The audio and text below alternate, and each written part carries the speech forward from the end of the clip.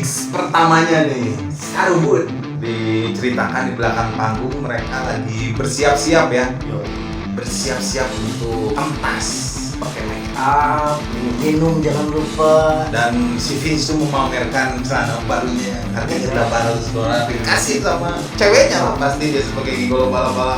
Wah. Dan Nicky sih lagi mensasak rambutnya biar penampilannya all out. Jangan lupa pakai spike biar tambah garang.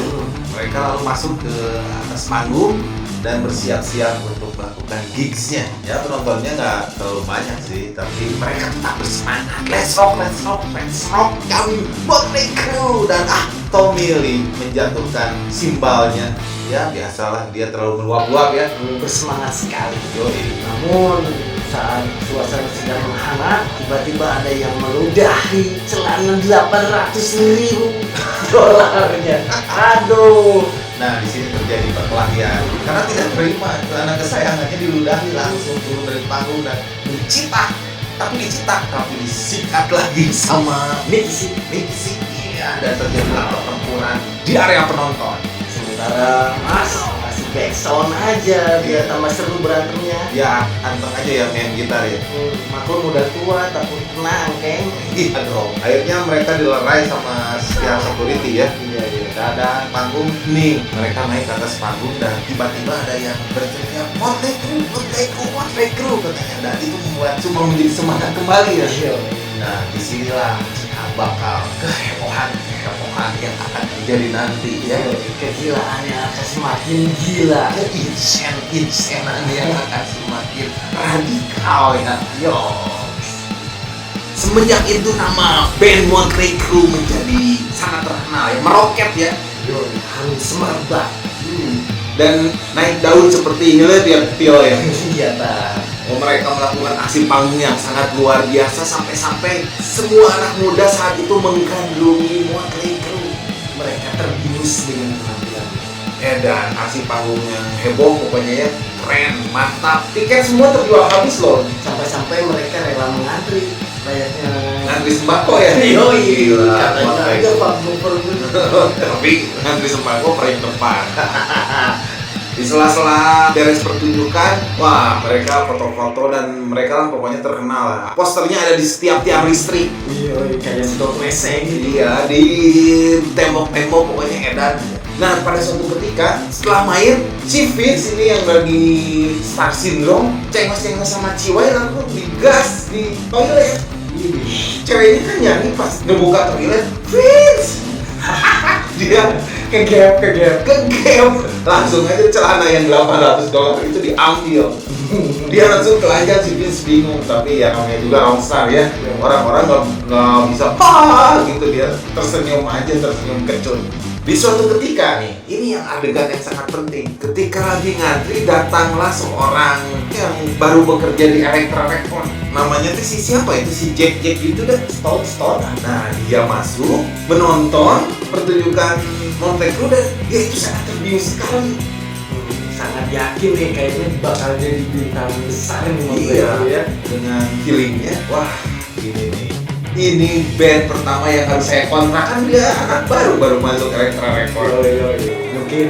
Mungkin tapi hokinya besar ya. Setelah pertunjukannya beres, si Elektra Record itu mendatangi Motley Crue yang berada di kafe lagi ngobrol-ngobrol kan habis main. Hangout ya. Tom Jatut namanya teh. Dia ingin berbincang dan mulai mencoba membuat kontrak dengan Motley Crue.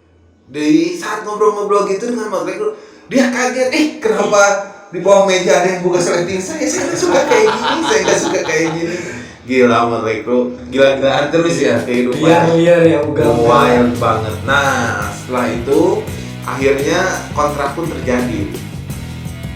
Di suatu tempat di acara privat party, banyak orang-orang lah, ada ciwai-ciwai, ada banyak sekali narkoba banyak, dan di situ ada David Lee Roth, vokalis Van Halen yang ya digemari pada saat itu, dan si Motley Crue juga mereka sangat tersepona sama David Lee Roth. Nah, di acara yang menggelar banyak narkoba itu terjadilah pertengkaran hebat, dimulai oleh si skinhead itu. Terjadi pertempuran ya. Lalu dilerai oleh Doc. Ya, Doc ini adalah seorang manajer yang sangat berpengalaman. Dia biasa mengurus band-band besar seperti Siapa? Kiss ya? Yo, Kiss, terus Raja Kegelapan, Oh, si Ozzy Osbourne. Ozzy Osbourne. Nah, dalam kesempatan ini ternyata Dog ini yang akan memanajeri Motley Crue. Nama Motley Crue menjadi sangat-sangat besar di kancah permusikan dunia. Mereka mulai melakukan roadshow yang pertama dan mereka menaklukkan Sunset Strip Yoi. yang dikunjungi oleh berapa puluh ribu orang. Wah, itu konser pertama mereka ya. Iya, konser besar mereka yang pertama.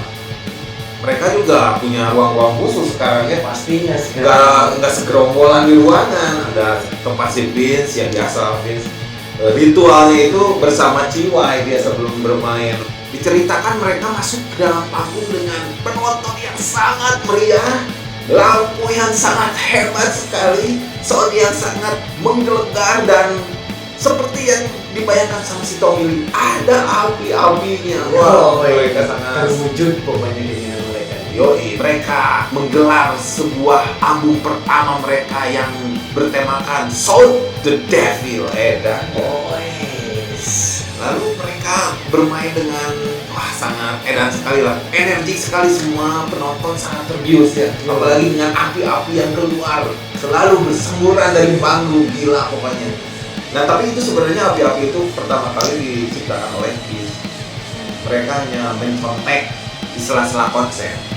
Di sela-sela konser kan mereka happy-happy diam di hotel. Nah, di sini di hotel ini mereka bertemu dengan si Prince of the Darkness, Ozzy Osbourne. Memang benar-benar gila ya. Dia itu sampai meminum air kencingnya sendiri, gila nggak? Wih, sakit ya.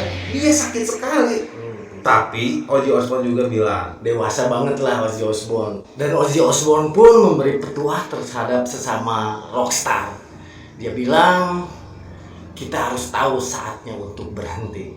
edan ya Ozzy Osbourne. Masalahnya lebih dulu terkenal dia ya. Lebih ugal-ugalan juga ya. Di tempat peristirahatan di hotel semakin ugal-ugalan ini si Motley Crue ini. Sampai-sampai hotel itu jadi kebakaran gara-gara ulahnya Motley Crue. Itu mungkin karena kejenuhan atau apa ya, dia konser dari berbagai tempat. Jadi dia untuk melepaskan kelelahannya itu, Untuk katarsisnya. nah katarsisnya itu dia pasti Ugal-ugalan, ya. dia mengacaukan segala tempat ya. Iya. Atau dia mungkin star syndrome ya, sampai-sampai itu TV itu dijatuhin kena mobil sampai penyet itu mobil Mercy, gila nggak? Tapi itu simbol rockstar ya, menghancurkan TV, Chaos gitu. Memang rockstar banget. jadi ugal-ugal itu harus kayaknya di era-era itu adalah sesuatu yang rockstar banget ya, Pokoknya mah. berbuat sesukanya, Yoi. sekehendak hatinya ya. Di suatu tempat setelah show dan membuat video klip ini mereka berkenalan dengan Rezo Hanoi Rocks. Dia itu tur Amerika pertama kali.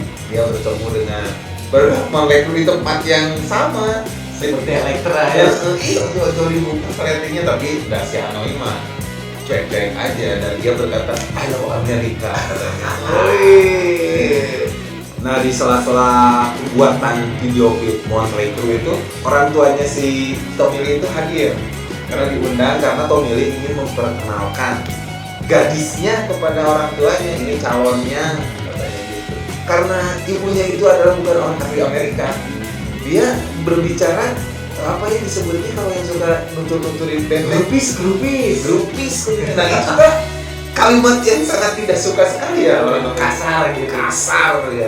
Karena si wanita itu ikut roadshow kan, naik bis Motley Crue, di sini terjadi pertengkaran. Si perempuan ini malah menghina ibunya, ya jelas aja Tommy Lee marah karena Ambek atuh.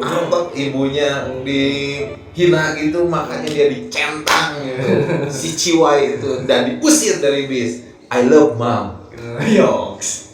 Di scene selanjutnya di Redondo Hotel, private party juga ya, Motley Crue ya. Oi. Pokoknya lagi keren-kerennya, dia lagi naik daun-daunnya lah. Banyak sekali narkoboy, narkomom. Pokoknya edan aja. Nah, di sini mereka bersenang-senang ya, menghilangkan stres mungkin ya. Terlihat si Vince itu lagi mempunyai istri yang sedang hamil, bro. Karena mulai merasa minuman kerasnya sudah mulai menipis, Vince mengajak Razel untuk beli minuman keras, shopping gitu. Nah di sini juga si Tommy Lee ini bertemu lagi dengan Chiwai, seorang artis. Yoi. Karena si pria terhormat dan romantis dia itu gampang jatuh cinta kan? Yoi. Nah disinilah dia bertemu heterolocker. Chicks gitu, Yoi. dia merasa ada chemistry nih. Yoi. Di sisi lain si Razel dengan si Vince ketika perjalanan pulang membawa Mirda, minuman deras. Disinilah terjadi malapetaka, bro. Yoks. Ini terjadi kecelakaan mobil tabrakan. Akhirnya menewaskan si Razel.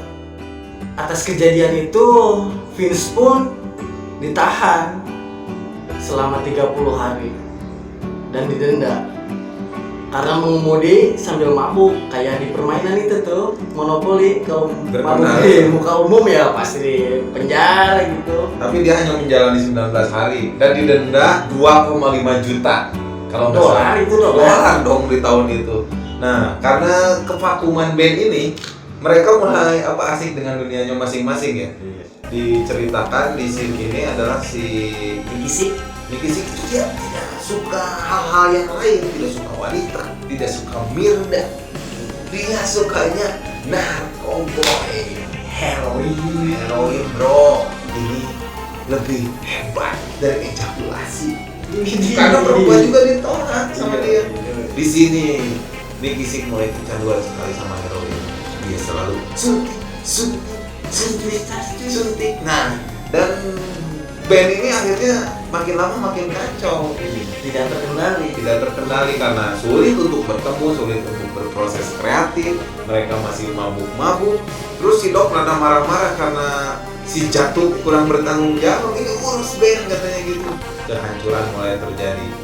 Di sisi lain pas mau latihan Vince datang dan tapi Nicky sih lagi madon parah ya. Dilihatin sama si Dok ini gimana ya, kayaknya kacau sekali. Mereka terus mabuk dan akhirnya ya tidak terjadi lah proses kreatif. terbengkalai. Grup ini kacau sekali dan si Nicky sih menyalahkan Vince mengacaukan grup ini. Padahal dia juga kacau, selalu suntik, menyuntik terus. Di suatu ketika ini ibunya menelpon, Isik sudah sepal beak ya, Don't care banget. tidak dibalas-balas. Kamu itu egois kayak ayah kamu. Padahal sih itu sudah nggak mau punya ayah kayak gitu ya. Iya. Makanya dia ganti nama jadi Nicky Six. Nah di sini album baru udah mulai keluar ya. Home Sweet Home sudah meledak. Tapi chemistry-nya kayaknya nggak dapet nih. Ya karena kehidupan pribadinya kan kacau. Si Vince juga mulai bermasalah dengan keluarganya dan ini berpengaruh sekali kepada keharmonisan band. Iya, ibaratnya sebuah keluarga gitu ya. Iya, malah si Dok bilang kamu udah istirahat dulu sebelum kita melakukan roadshow katanya gitu. Si Dok lebih ngerti, masalahnya dia berpengalaman. Diceritakan di dalam kapal ini si Nicky Six dengan Heroinnya. ya dengan Tommy Lee itu sama. Si kalau udah ngomong dia menom aja, dia udah gimana akeh buat parna. Kalau si Vince segalanya digaros dia. Ketika turun dari kapal, Tommy Lee langsung ugal-ugalan langsung dia mencari klub, naik ke yang terdekat, mabuk, lalu nyawer cewek-cewek telanjang dan ngacauin di hotel. Hancur semua. Akhirnya si Dok juga kesal sekali sampai si Tommy Lee itu diborgol, tangannya diranjang biar gak kemana-mana dan istirahat karena malamnya harus show. Perjalanan show terus itu membuat mereka tidak tahu nih tanggal berapa, hari apa, pokoknya dia melakukan perjalanan malamnya show terus begitu. Dan memang itu setelah menjadi pekerjaan itu mulai menjenuhkan, ada tingkat jenuh di sana. Sehabis konser seperti biasanya nih menghabiskan waktu di kamar dan tertidur. Pas lagi enak-enak tidur digedor sama si Dok di pintunya. Tak seperti itu gedorannya. Nik cina udang. Naon Dok? Itu ada yang mau ketemuan cina. Oh ya tamu nyatur kayak orang bicara lah. Gitu kata si Nicky Six. Terus si Nicky Six kandak kan ke bawah. Ternyata ini orang yang aku nggak mau ketemu. walaupun dia melahirkan aku, tapi aku izin banget sama kamu gitu dia teh.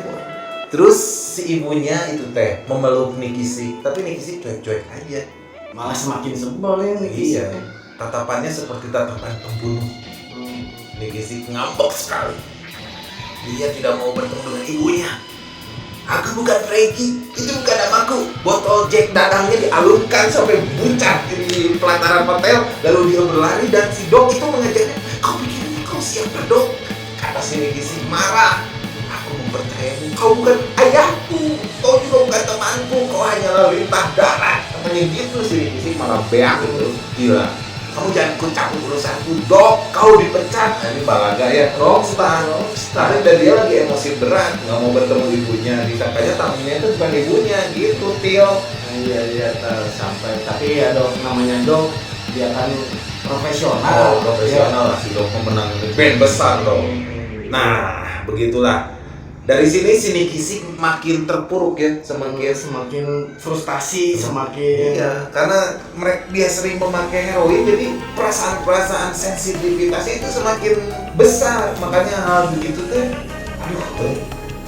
langsung suntik. Nyuntiknya di leher lagi sekarang, mengerikan kan? udah bahal ya di tangan kayak Iya, udah kuat, udah kebal. Nah di sini Nicky Six semakin gila, semakin mencintai heroin. Diperlihatkan lagi nih, Tommy Lee mau menikah. Yang megang cincinnya itu Nicky Six tepar Jo. Moyoy. Gimana ini? Kamu jangan ngacoin perkawinan saya. Tenang semuanya. Saya baik-baik saja, ini cincin sudah ada di saya. Tapi ngomong tenang-tenang kamu semua nggak bikin hancur minumannya, meja ditabrak. Aduh. Sampai si Mas menawarkan diri.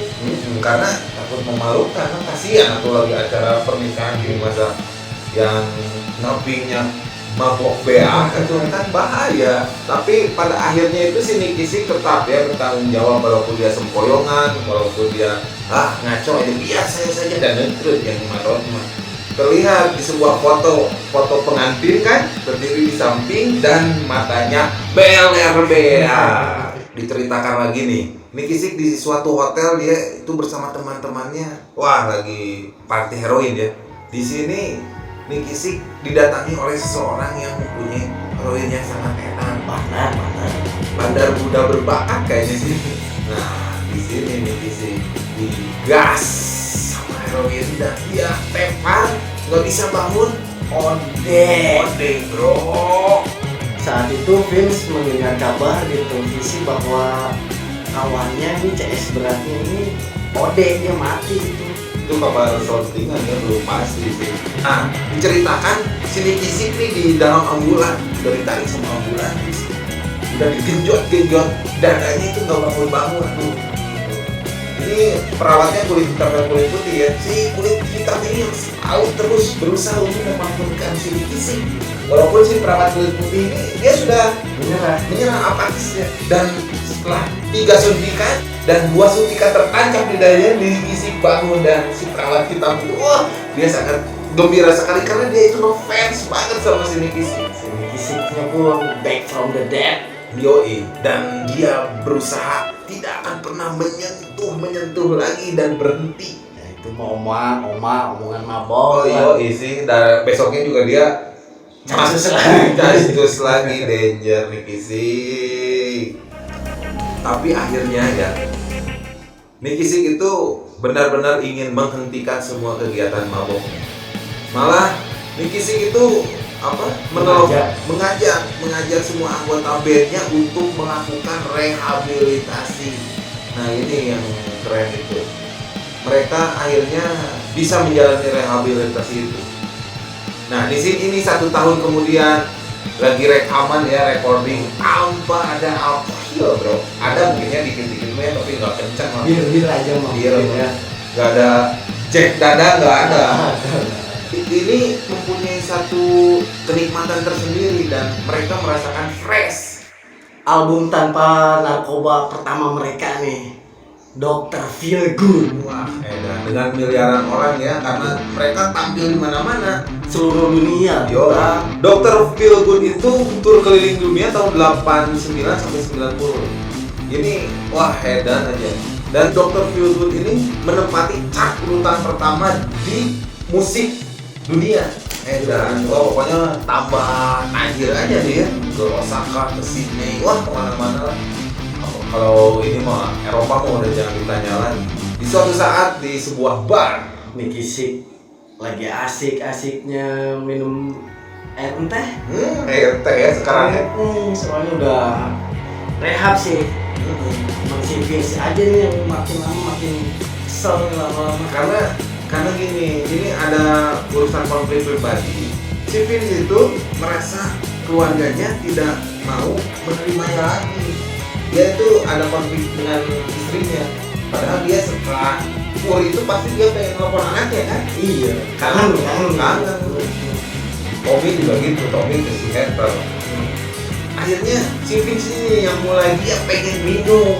Nah, Mirda Nicky Six, jangan dong, jangan, tapi apa pokoknya. Nah ini Aku minum juga nih. nah gitu.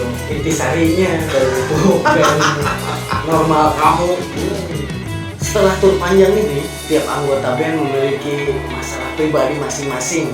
Seperti Vince yang ditinggalkan oleh keluarganya, lalu Nicky Six mulai memilih ketahuan selingkuh. Tapi yang paling parah si Vince. Si Vince itu karena frustasi dengan keluarganya dia nggak pernah datang latihan. Nah ini yang menyebabkan pertikaian yang sangat besar sekali sampai si Vince ini Mengundurkan diri. mengundurkan diri, dikeluarkan oleh Nicky Six. Aneh ya, dikeluarkan Nicky Six tapi si Vince mengundurkan diri. Tapi begitulah ya, bandnya dan keluarga sih. Akhirnya Motley Crue itu mengumumkan vokalis baru dan dipublish ya. Iya. Nah di TV mulai ditayangkan vokalis barunya dan Vince pun hanya melihat saja dari televisi ya. Don't care gitu. Dan kayak gitu ya si Vince ya. Ya karena Vince berat sama keluarganya, dia hangat sekali sama anaknya. Nah di suatu ketika anaknya masuk rumah sakit, ditelepon lah sama istrinya. Nah disinilah si Vince mulai dekat lagi dengan anaknya. Dia merasa bahagia tapi sekaligus sedih karena anaknya diopname di rumah sakit. Anaknya itu sakitnya ini punya tumor di perutnya dan akhirnya anaknya itu meninggal. Itu membuat Vince sangat sedih sekali karena anak kesayangannya satu-satunya itu meninggal. Sementara Nicky Six memperjuangkan hak patennya dengan Elektra dan dia berusaha untuk mendapatkannya dengan cara negosiasi. Yoi. Jadi si Nicky Six itu pengen lagu-lagunya itu mempunyai royalti, nggak dimiliki sama Elektra ya. Iya betul. Hebat sekali ya Nicky Six ya, memperjuangkan karyanya. Dia memang cerdas dari kecil, Cerdas dan ngabret. yoi. Dan akhirnya Nicky Six itu berhasil Mendapatkan hak patennya. yoi. Di sudut yang lain Tommy Lee marah-marah karena dia ketahuan selingkuh. Udah susah sih. Susah. Ketahuan selingkuhnya itu dipoto lagi di depan cover majalah ya sebagai artis ternama, terus lagi dikaleng sama Ciwan. Ya bu, istrinya ngambek langsung diceraikan. Dengan kekesalannya sebagai rockstar tetap dia menghancurkan barang-barang, kacanya dijebol, pokoknya begitulah. Nah akhirnya di sini Nicky Six ingin membangun bandnya kembali untuk melakukan latihan proses bersama kembali karena Nicky Six itu ingin semuanya berkumpul kembali. Layaknya seperti sebuah keluarga. Yoi, di sini Nicky Six ke kuburan ayahnya. Dia mulai berdamai dengan dirinya sendiri ini. Nicky Six ini. Dia sudah mulai dewasa. Setelah dari kuburan ayahnya itu dia nyamper ke Tommy Lee. Ces dengdeknya kan, kita sekarang punya misi lagi. Apa misinya? Kata si Tommy Lee, kita jemput si Mars di rumah sakit karena dia operasi akeh kan. Nah setelah pertemuan dengan si Mars, akhirnya mereka datang ke bar yang biasa ditongkrongi oleh si Vince. Mereka berbicara heart to heart, baby. Dari hati ke hati. Ini bukan masalah uang, bukan masalah tenar, bukan masalah star, bukan. Ini masalah hati ke hati. Akhirnya mereka bisa berdamai dengan dirinya sendiri, dengan teman-temannya mulai berproses kreatif lagi, dan akhirnya mereka melakukan tour dan show lagi. Wah, Mereka menjadi sebuah keluarga yang utuh. Yoi. Dengan nama Motley Crue. Yeah. Rock and roll, baby. Alright, brother and sister. setelah kalian menyimak review Bagong kita, apa coba yang bisa diambil positifnya dari sebuah tayangan film True Story ini? Coba, Tio. Menurut kamu apa, Tio? Jadi, film ini menceritakan tentang value atau nilai dari sebuah keluarga. Anjay, Dan. Bahwa sebesar apapun kalian, Well, keluarga tetap nomor satu. awe sampean. Bukan kecap yang nomor satu teh. Oh, bukan ya? Kirain kecap, cap bango. Keluarga tetap ya, Oma. Omat, ya seburuk-buruk apapun tetap jangan dimakan. Keluarga mah harus tetap kita sayangi, betul nggak, bro? Yoi. Jangan keluarga dimakan keluarga. Gehel itu mah. Yang gila-gilaan, yang ebel aja nggak gitu. Coba lihat, ya sadar, bro, sadar. Oke. Nah, kalau udah sadar, sekarang kalian tulis di kolom komentar mau di-review lagi film yang mana. Terus kalau kalian punya request cara mereview yang lebih bagong, boleh ya. Iya. Kami siap tampung ya, Tar. Yoi dong. Oke, brother and sister, sampai berjumpa di lain kesempatan, alright? Alright. Bersama kami Moodway Movie Channel.